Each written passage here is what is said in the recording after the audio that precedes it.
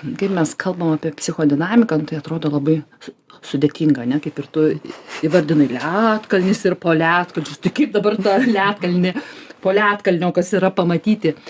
Ir man atrodo, kad informacija labai transliuoja gražiai žmonės. Ir kaip tu labai gražiai vardinai apie pokyčius, kad pasipriešinimas pokyčių dažnai būna, kad mes nematome, kas yra sisteminėse dėsniuose ir mes juos tiesiog pažeidžiam. Ir tada per žmonių elgseną, o personalo žmogus daugiausia mato žmonių elgseną, mes galim tiesiog perskaityti, kas yra tarp eilučių.